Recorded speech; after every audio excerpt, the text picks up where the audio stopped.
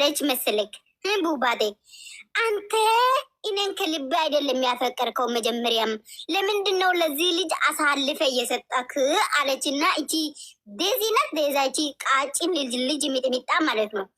ከዛ ከሱ ጋር ክርክር ዘያዘች። ከዛ ለምኖ ደግሞ ማርክ ታረቀ ማለት ነው። ወንድሜ ልንገርህ፣ የኔ የዋ የኔ ጀግና የኔ ቀብራራ እህትን ያስከበርከው ካንተ አንድ በት ፍቅር ስለወጣ የፍቅር አባት ፈጣሪን እኔ አመሰግናለሁ።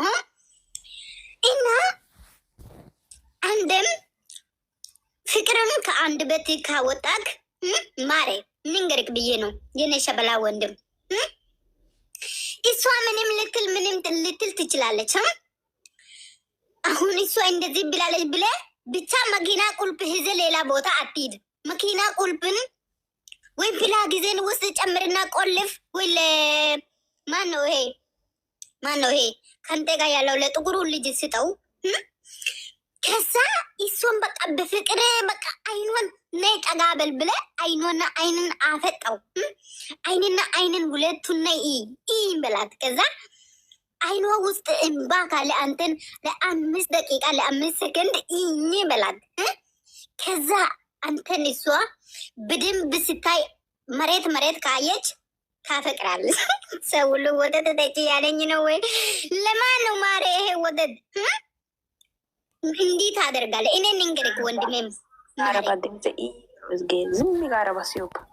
ኦኬ ማሬ ስራ ደርባይ ኦኬ እዩ እኔን እንግዲህ አይንን እዩ ትላለህ አንተ። አሁን አይንና እሷን ቁጭ ታደርጋለህ ወንበር ላይ። አሁን እናንተ ቅድም አልጋ ላይ ነበራችሁ ቪዲዮ ላይ እኛ እንዳየነው ማለት ነው። ልክ እንደዛ አልጋ ላይ ቁጭ ትላላችሁ ሁለታችሁ ማለት ነው።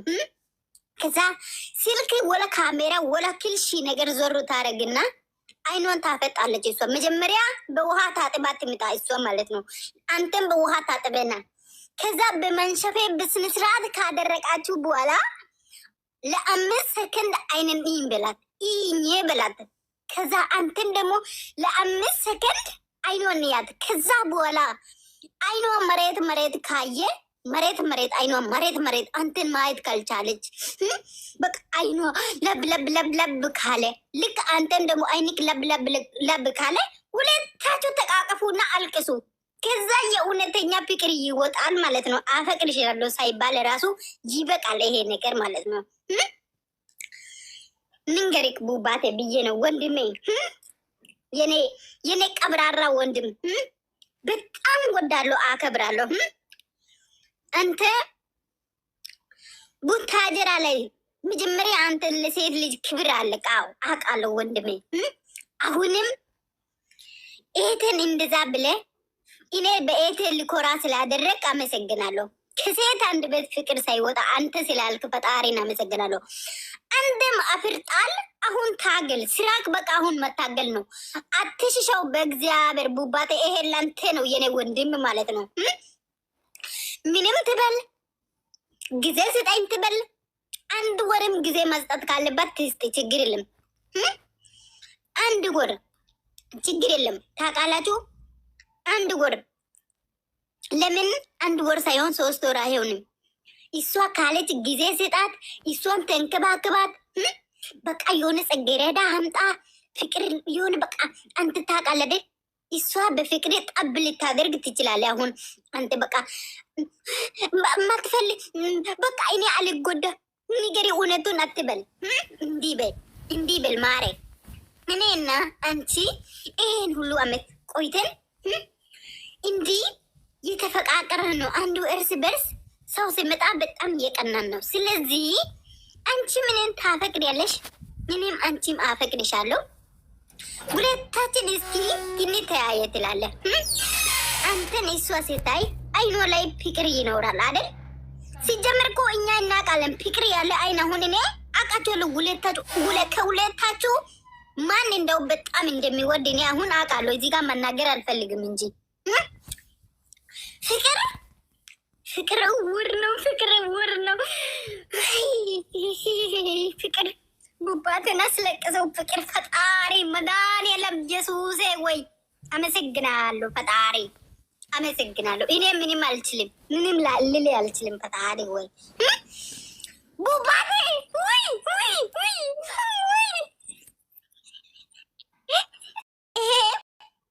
ቡታጅራ ላይ የሞላበት ባሳ ሴቶች ወንድ የሚለምኑት ወንድ ሴቶች ከሀይሚዬ መማር አለባቸው ቡባቴ።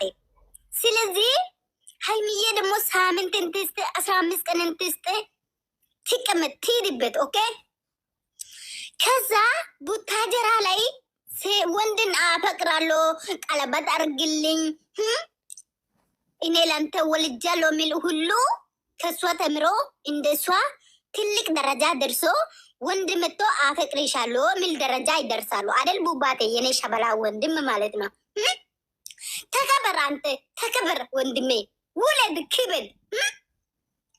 እናት ያንተን ልጅ አይታ ያንተን ልጅ አይታ ፍሬ ያንተ ፍሬ አይታ አንተ የምትፈልገው ደረጃ ደርሰ ማየት ያብቃት። እኔ ሌላ ምንም አልፈልግም።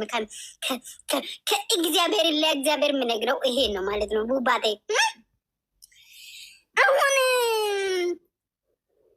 ብዙ ሴቶች ራሱን የሚያዋርድ አገር ነው ቡታጅራ ላይ አሁን ማለት ነው።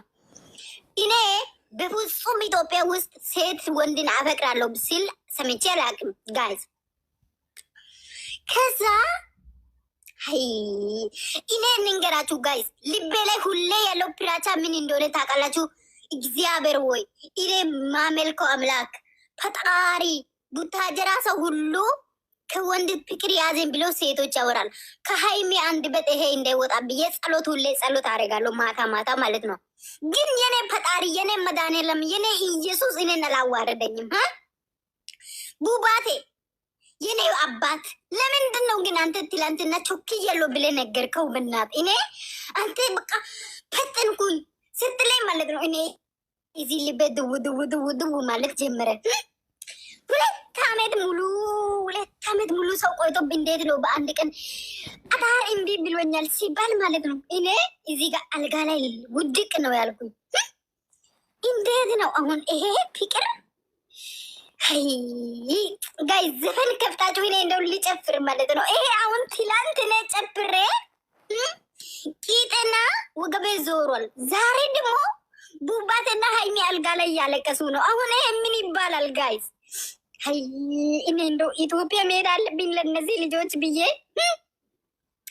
እኔ ኢትዮጵያ ብኖር እነሱን ባገኛችሁ ሁለቱን ጠረጴዛ ላይ አርጌ ኑ በደንብ ተፋጠጡ እላቸዋለሁ። እኔ የሆነ ፍቅረኛ ኢትዮጵያ ሲኖር እንዲህ ነበረ ያደረገኝ። ነይ አይነን እያለኝ ለ5 ደቂቃ አይነን አይነሽ ካልከደነ አፈጠሽ እኔን ካየሽ እኔን አትወጂም አለ። ግን አንቺ እኔን አፍጠሽ ስታይኝ አይነሽ ብር